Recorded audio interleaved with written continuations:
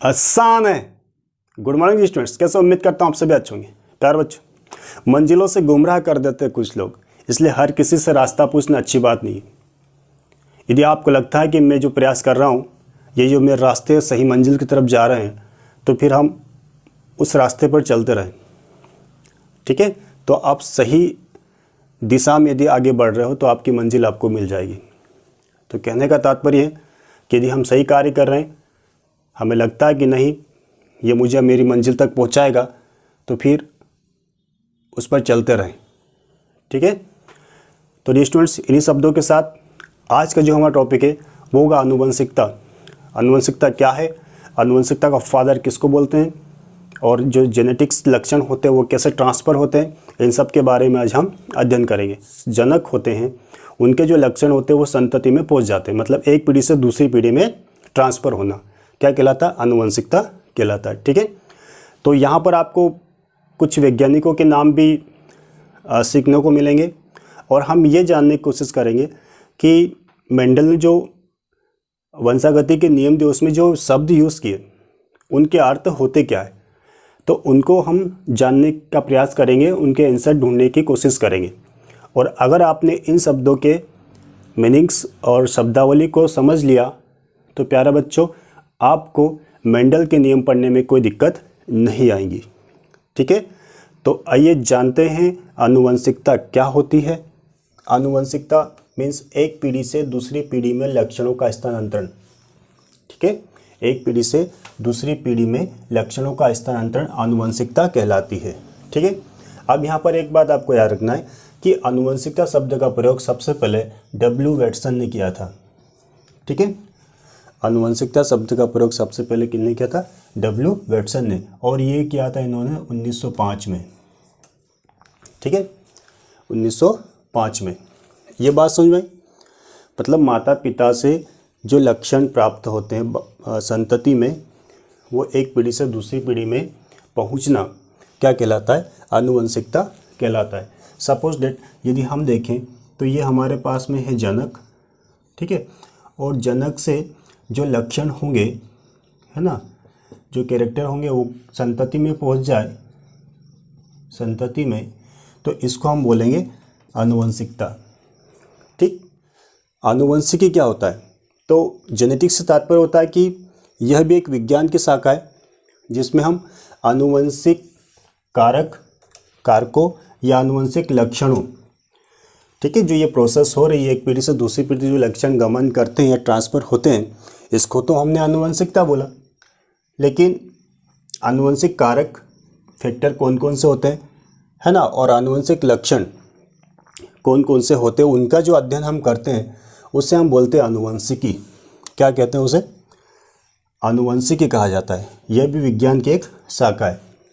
तो आपको यूँ लिखना है कि विज्ञान की वह शाखा जिसके अंतर्गत आनुवंशिक कारकों तथा आनुवंशिक लक्षणों का अध्ययन किया जाता है, तो उसे हम बोलते हैं आनुवंशिकी या जेनेटिक्स। कहता है ग्रेगर जॉन मेंडल को आनुवंशिकता का पिता कहा जाता है, या फादर ऑफ जेनेटिक्स के नाम से किसे जाना जाता है, ग्रेगर जॉन मेंडल को। और आगे हम इसी के जो इम्पोर्टेंट वंशागति के नियम पढ़ेंगे, है ना, बहुत ही यूज़फुल होंगे आपके लिए। तो आपको याद रखना है कि आनुवंशिकता का पिता किसे कहते हैं, ग्रेगर जॉन मेंडल को कहते हैं, है ना। इन्होंने अपने मटर के पौधे का प्रयोग किया था, उसके क्या क्या कैरेक्टर थे, क्यों किया था, ये सभी हम पढ़ेंगे। यहाँ संकर, संकर क्या होता है, संकर मीन्स हाइब्रिड। तो सिंपल है, जब दो विपरीत लक्षणों वाले नर और मादा के बीच में निषेचन कराया जाता है तो उत्पन्न हुई संतानों को संकर कहते हैं, और ये प्रोसेस कहलाती है संकरण। ठीक है, विपरीत लक्षण किसमें, नर और मादा, विपरीत लक्षणों वाले नर और मादा के बीच में हम निषेचन कराते हैं तो उत्पन्न जो संतान होगी उसे हम क्या बोलेंगे, हाइब्रिड, और ये प्रोसेस कहलाएगी संकरण। ठीक है, क्या कहलाएगी, संकरण कहलाएगी, इसको हाइब्रिडाइजेशन बोलते हैं। अगला टॉपिक है हमारे पास, एक संकर क्रॉस क्या होता है। तो एक संकर क्रॉस की यदि बात करें तो जब एक जोड़ा विपरीत लक्षणों वाले नर तथा मादा के बीच में संकरण कराया जाता है तो इसे एक संकर क्रॉस कहते हैं।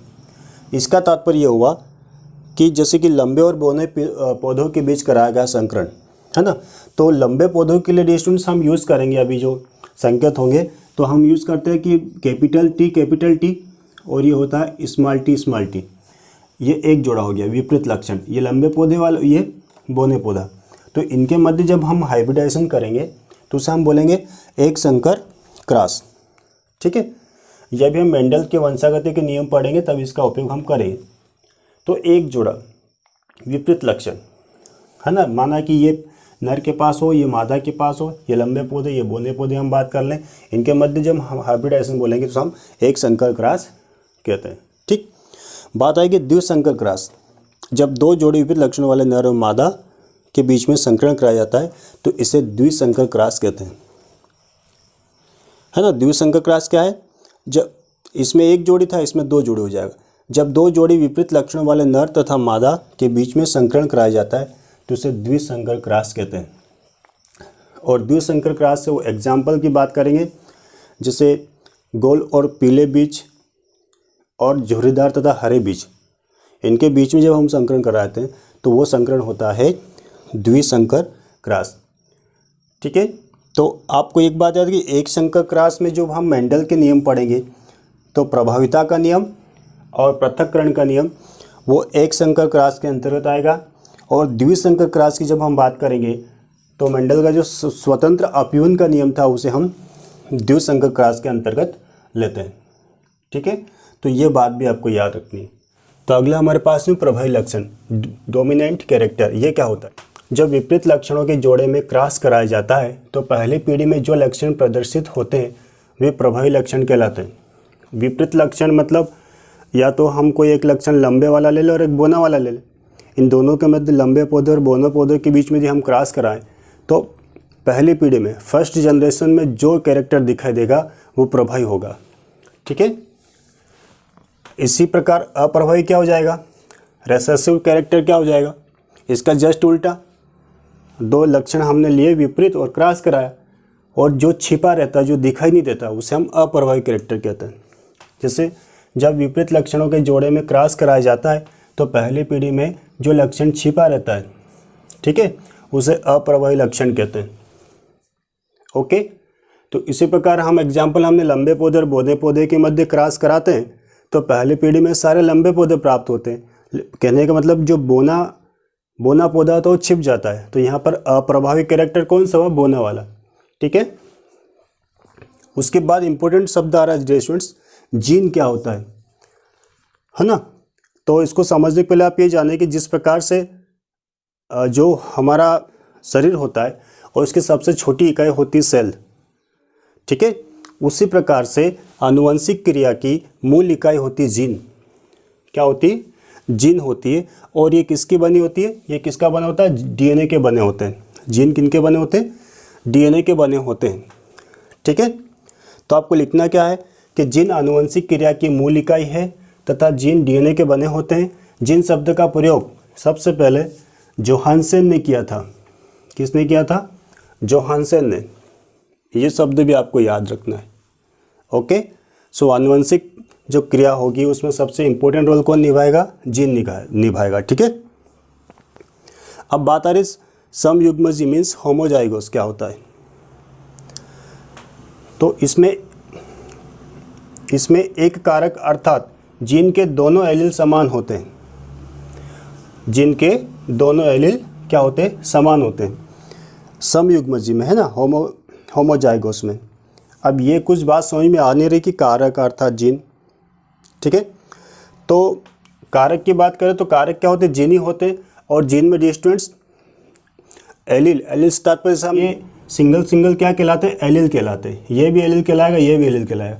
इन दोनों को कंबाइन रूप से हम बोलते हैं जीन मीन्स कारक या जीन बोलते हैं। ठीक है, तो इस प्रकार के जो समयुग्मजी होते हैं, होमोजाइगस होते हैं, उसमें जीन के दोनों एलील, ये जीन है, इसके दोनों एलील कैसे होते हैं, समान होते हैं। मतलब कैपिटल टी होगा या कैपिटल डी होगा, या फिर हम बोले तो स्मॉल टी और स्मॉल टी होगा।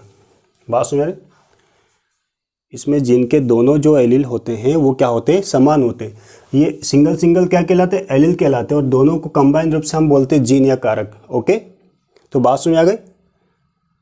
तो हमें क्या लिखना है, समयुग्मजी में इसमें एक कारक अर्थात जीन के दोनों एलील समान होते हैं, या तो कैपिटल टी होंगे दोनों या फिर स्मॉल टी होंगे।